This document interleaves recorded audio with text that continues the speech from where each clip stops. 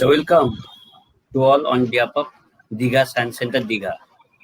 Today we are organizing the observations of Earth Day 2021 through digital platform. Among with us presented one guest who will be deliver a science popular lecture, the topic on restored our Earth.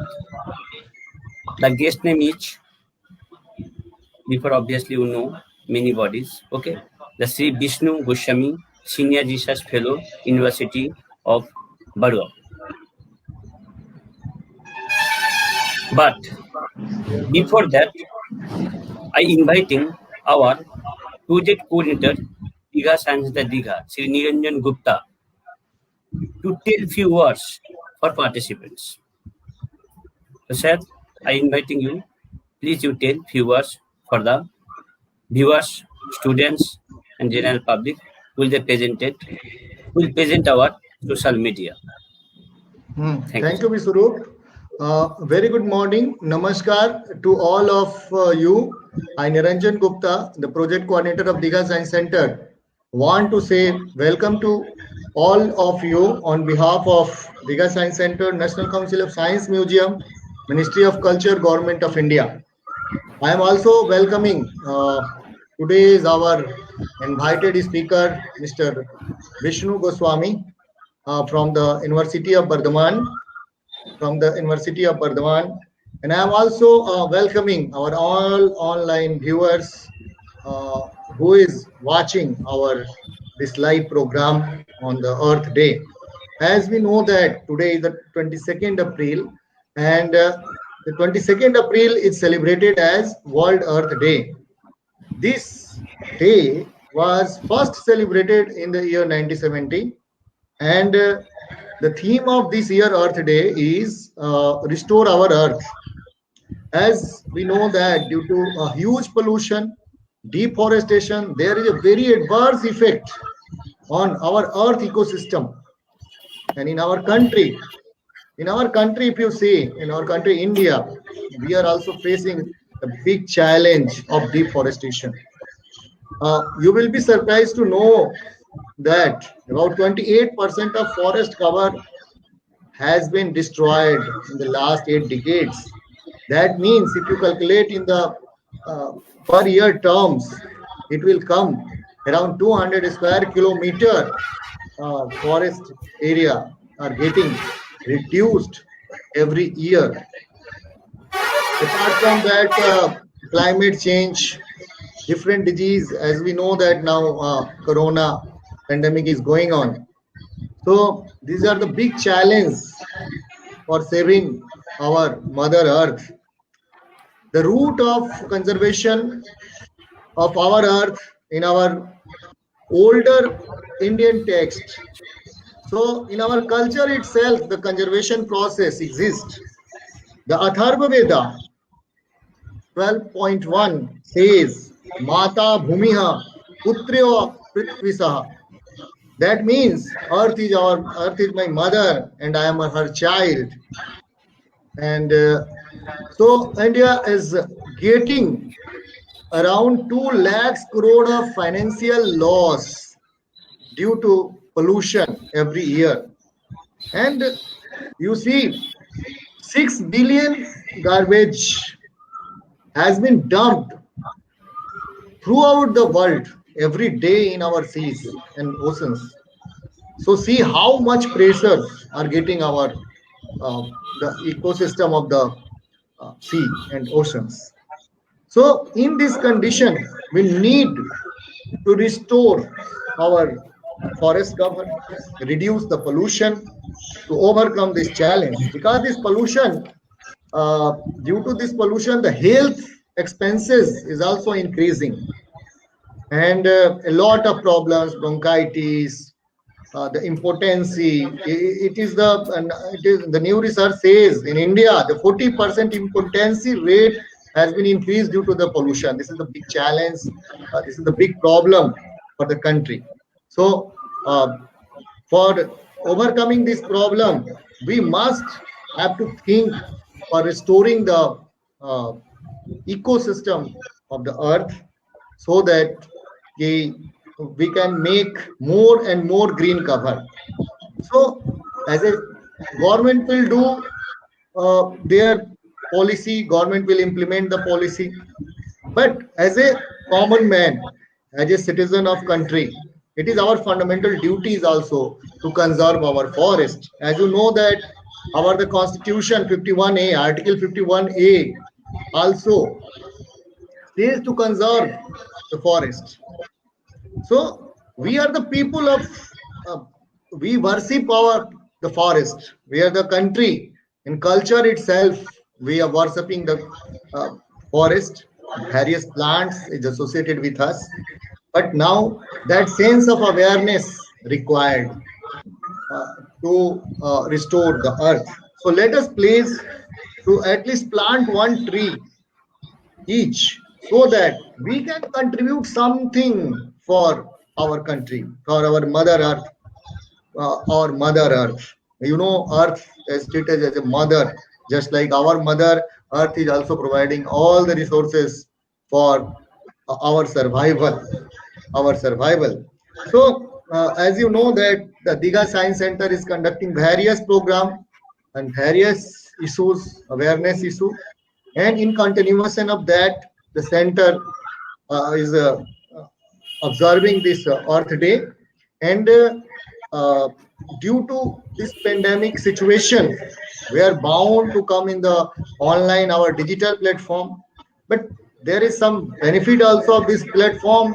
This is very economically very cheap also, and as well as we can reach more and more people toward with this digital medium.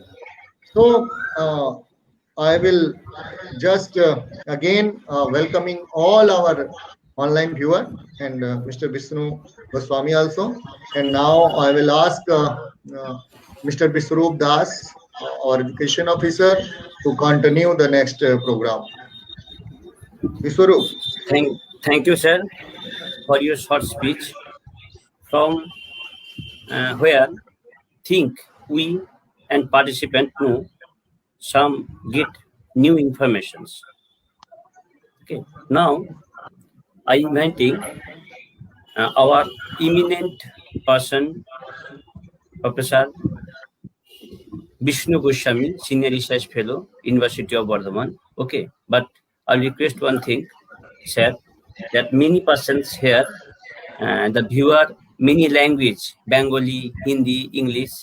So, my humbly request to you, English, Bengali, Hindi, and if you talk some term of the Bengali term, Hindi term, it will be better for the public. That's why I'm telling. Okay, thank you, sir. I'll just give the permissions and you just give a lecture. Thank you, sir. Thank you, everybody, and good afternoon to all the listeners here. I am very proud to be a part of this seminar, online seminar, and I'm thankful to to Mr. Niranjan Gupta and our esteemed education officer, Mr. Biswarup Das, to allow me to have this discussion here. So without further delay, I'm going to start my presentation, and I'm sharing my screen.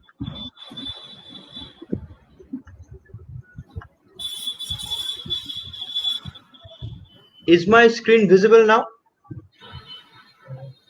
Can anyone confirm? Yes, visible. Yes, sir. Yes. Thank you, sir. Thank you, sir. So, welcome everyone to this Earth Day. This is 22nd April 2021, and it's been many decades since the Earth Day is being celebrated throughout the world. It is not a local thing, it is a global thing, and it is being celebrated at every corner of the world. And today I'm going to talk a little bit about Earth Day and empowerment and environment, a rooted approach. So the inspiration of Earth Day and my seminar talk came from this Apollo image of the planet. So this view of the Earth from space helps us to demonstrate how finite, interconnected, and fragile our planet is. This means that we have only this planet where we can live, and from this view, we can see that it's just a ball and there is nothing outside it where we can live.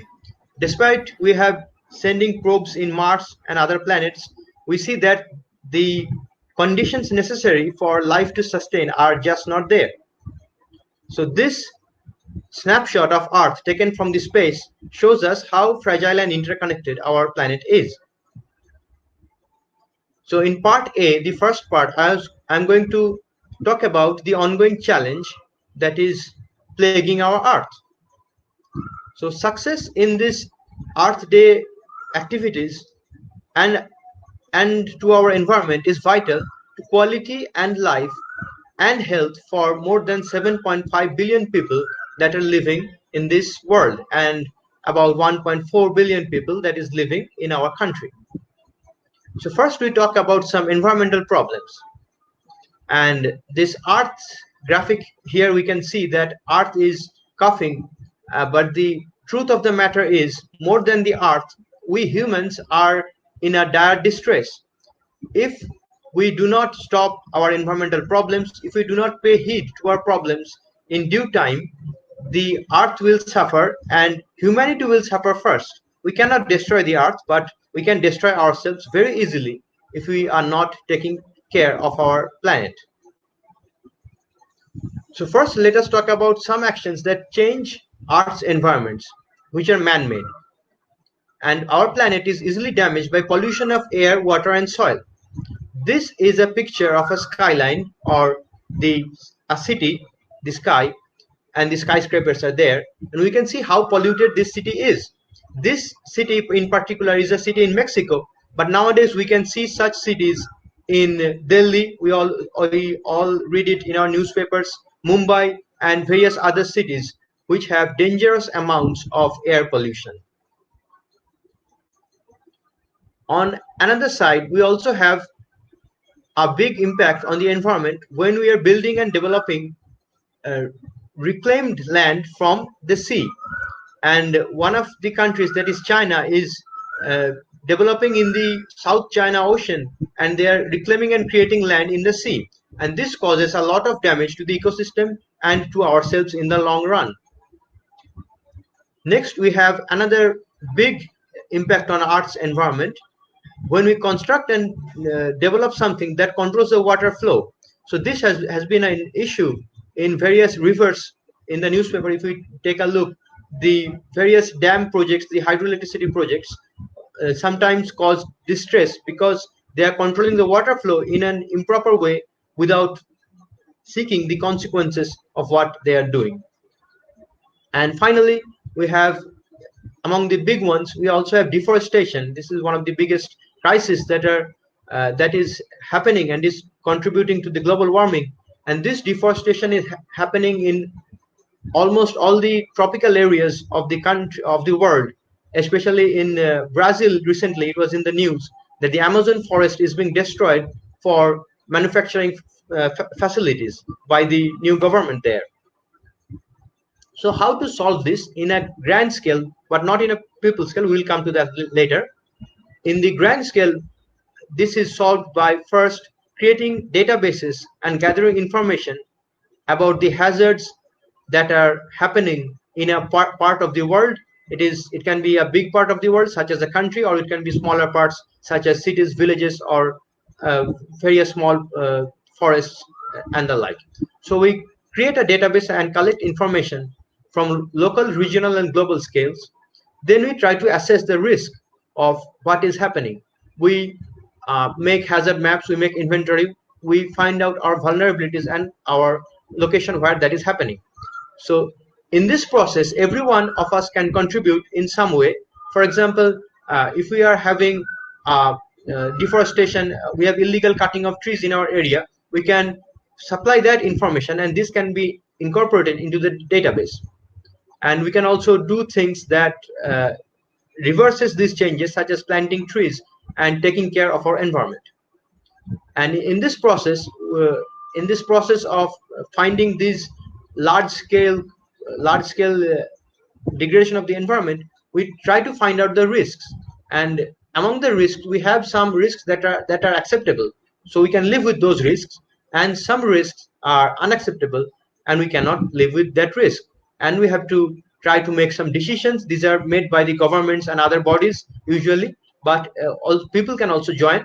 Local clubs can join, and various smaller think tanks can also contribute to it. And of course, our researchers also contribute to this information, and we find out ways for environmental protection which incorporates monitoring, prevention and mitigation, and adaptation.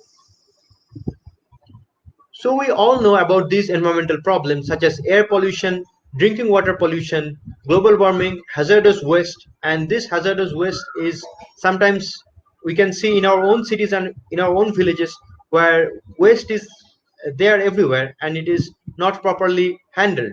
There is no proper handling of waste. And we also had ozone depletion, which are now we are being reversing it, and many others, and this makes it an endless list. But we see that the process of globalization are making some of these problems more acute, because when the world is interconnected, there many places are getting taken over by this globalization process, and they are causing damages to the environment. This is the graphic of air pollution and global warming. I want to focus on this one. This global warming leads to the greenhouse effect, is a kind of environmental problem that is due to overpopulation and pollution. So in global warming, everyone nowadays are somewhat aware of what happens in a global warming. So the temperature of our planet rises. So it causes the melting of the polar ice caps. But more importantly, it causes the changes of climate throughout the world. So places like India will become more hotter. Places like the Europe will have more damage from environmental pests such as locusts, because the temperature of there will be rising, and more forests will be turning to more tropical ones from temperate ones. And this also can cause a huge spread of vector-borne diseases. As the temperature rises, we can see here that in the winter times we don't have much of a menace of mosquitoes, but when it comes to the summer months or the monsoon times, we have a problem of vector-borne diseases that are carried by mosquitoes, and this will be spread to more and more regions.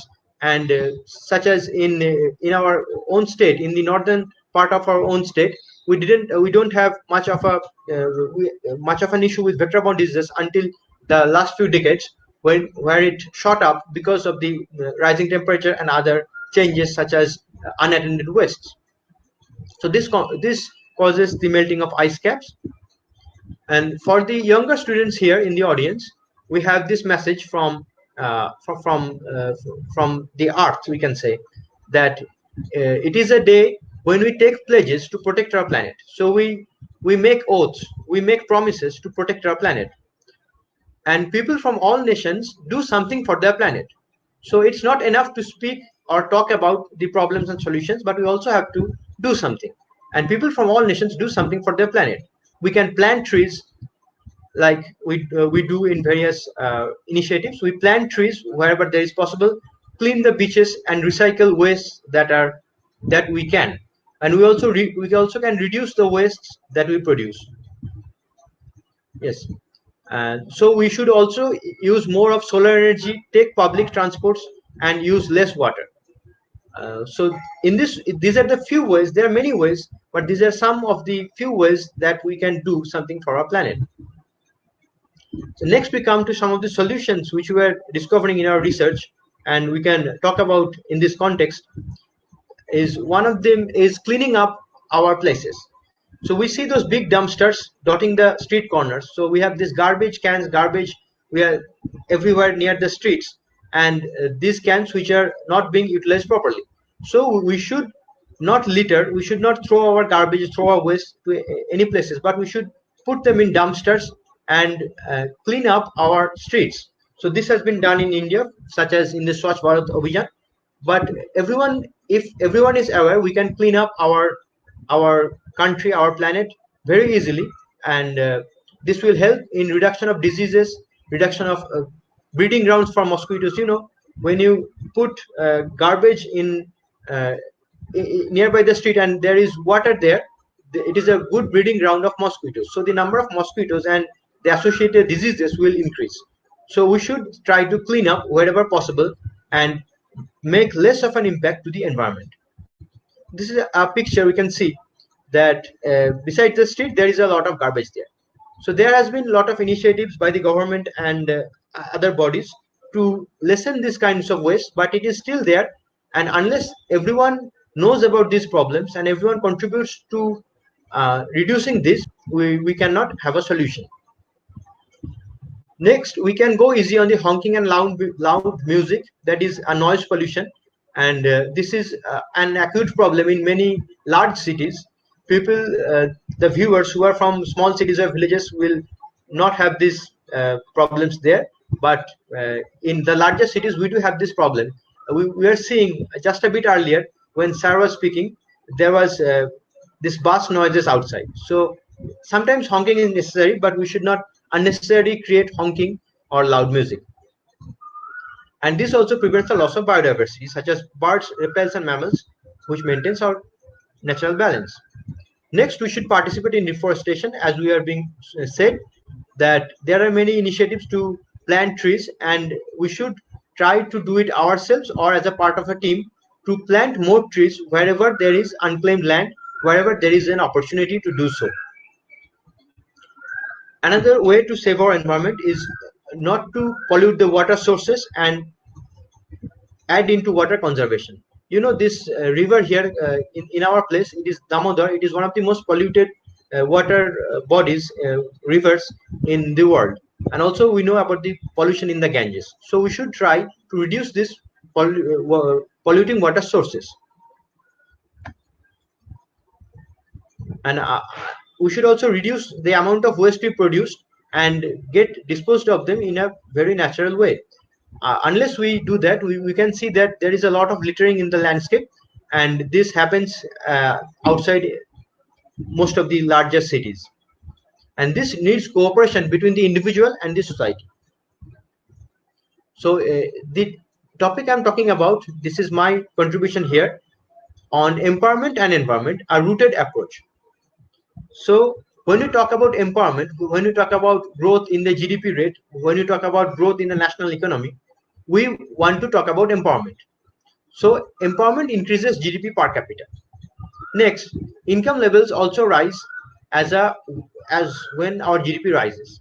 And with the rising income, people use more resources. So if you are going to a place by walking or by a car or by a bicycle, you are now using a motorcycle or a car. So this is contributing to the pollution in the environment. And we are also making more wastes as we consume more. So this causes damage to the environment, such as pollution, as we can see in Delhi, lower standards of living. When there is a concentration of wealth in one region, such as in Mumbai, we can see lower standards of living, such as in slums of Dharavi. And we also see global warming, which affects everyone in the global scale. And here, sustainable empowerment using a rooted approach can be a solution. So what is a rooted approach? This rooted approach is about being rooted to our own culture, being rooted to our own languages, and be rooted to our own way of thinking. So it doesn't mean that we should be limited to our local approach, but we should also be taking inputs from the other sources, but we should have a root in our own culture, in our own identity, in our own languages for our development. So in this way, we can have local products which boost economy directly, and the money or the capital stays within the country, and more people from our own community can join. And we can see that many of the Western nations which prospered in the last few centuries, they had a good local unity and a rooted approach to their own cultures. So we should try to have a rooted approach, and it is more relatable to the audience by using local languages. And as Sarah was speaking, technology, especially information technology, can benefit the most because it is cheap and it is now in the hands of almost everyone. So in our region, we can see Swachandra Vidyasagar. He worked in saving the environment and preventing the spread of vector-borne diseases when malaria plagued Burdwan. So he can be one of the leaders in the technological age. There are many leaders we can see everywhere, from the Chipko movement and other environmental awareness campaigns. But we see, even in our language of Bengali, if we take, we can see that there is one leader which we can look up in the technological age. And there are also many others in the older period, from the older period of the Indian history, such as the Vedas, and the later ones such as Arthashastra by Kautilya, which also takes into account the environmental factors. And one of the software we have developed in this regard is Blissful Script Manager, or BSM. So what it does, it is a new programming tool. So computer programming, which we study in school. So using this BSM and its associated program, that is Bongo Jantra, we can make programs easily accessible to a wider variety of persons. So younger school students, for example, can benefit from this. So you can see, only by these 7 steps we can make a software using BSM. This is the process. We can try it in practical when this lockdown gets over and we meet somewhere, perhaps in the Digha Science Center maybe. So we can see this, by only this a few lines of code, we can do this type of displaying images of mosquito-borne diseases. We can also take inputs from the users. We can also locate them on maps and make out hotspot zones where it is occurring, where there is an environmental problem, where there is a problem of vector-borne diseases. And we can also send the information using our email clients of our choice. So all this programming is done using only these 22 lines of code. And if we take a look, we can see that the commands are in Bengali. For example, this number in line number 1, we can see Barta, and this Barta is a message, and this is done using the language of Bengali. So using this line of code, we can very easily display a message to the user. Next, we can, using the Chitra command, we can display a picture or photo just using only this one line of command. So it is easier for beginners and local language users to adapt to this programming language paradigm, and this can help to bring our growth using a rooted approach. And when we have this rooted approach, there is more uptakeability by people who are say older, who are younger. They can also get in this programming and can contribute to national development while not harming the environment, and contributing to the benefit of research, such as in vector biology research. Everyone can contribute their fair share. So we did a likeness survey about this software, and we found very good scores about how this software is perceived by its users. So we found out that many people do like using this software. We have used this software in Bangladesh with another Android app, and we can see the younger generation of the students are really liked using this software. Using these custom maps, which can be done using the BSM and Bongo Jantra software, we can make custom maps and can map out the areas where there is an environmental problem of vector-borne diseases. So this labeling and the accompanied work we done. And we also found out that many people are using smartphones. Almost 80% in some regions are using smartphones. So this can be a viable avenue for more empowerment and more environmental awareness and contribution to environmental causes among the people in rural and semi-rural areas. Another software we developed is Mosha Daman. It is about subjugation of mosquitoes, and this helps to provide information about types of mosquitoes, about measures to reduce their menace, and also how people can contribute information to the local health blocks and hospitals.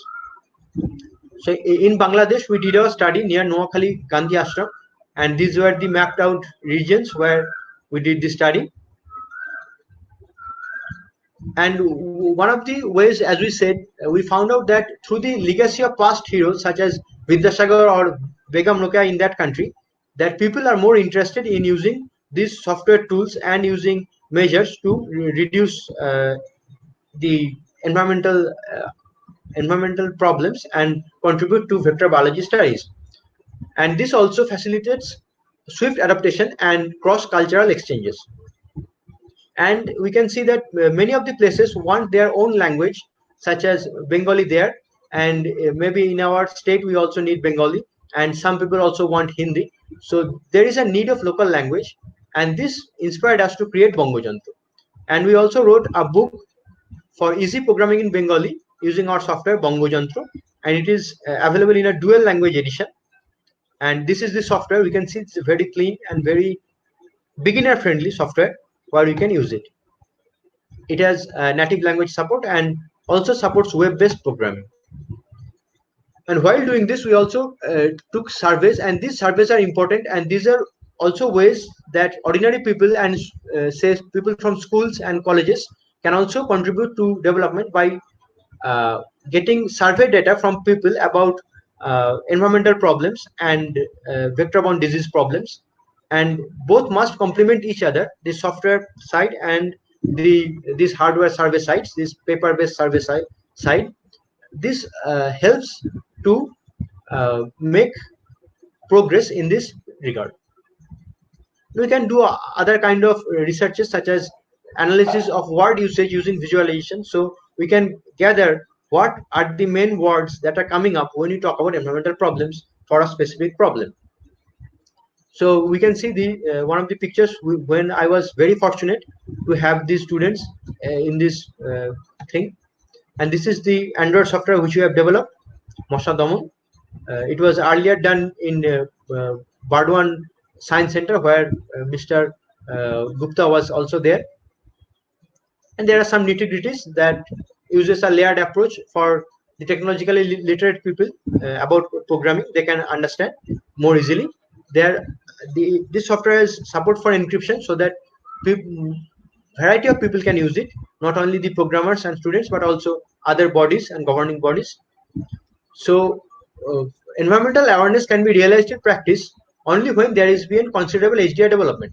So if you are poor and people do not have the basic necessities in their life, they cannot have environmental awareness and they cannot contribute to Earth Day initiatives and such. So there has to be some HDI development, and this human development can be affected by putting more people under the umbrella of skill development. And one of the avenues of skill development is this information technology development, programming and such. And we want to state that BSM can probably play a tiny role in it. So the final word is, let empowerment and environment walk hand in hand on the occasion of this Earth Day. Let us pledge to reduce our ecological footprint and let our country prosper globally. And we have to reduce our ecological footprint. We have to reduce the impact, the negative impacts on the environment. Yet still we have to make our country prosperous in the global scale. And we also remember the basics such as the picking up trash, recycling, not littering, reducing, reusing, these afforestation programs. And we must remember that Earth Day is every day, and we should try to be this conscious, and we should work towards Earth Day every day. And that is my presentation. Thank you very much. Thank you. So it is muted. Biswarup, your mic is muted. Yes. Thank you, Sri Vishnu Goswami sir, for your valuable science popular lecture. Really, it is too much informative, and also awareness to the public how it protects our earth.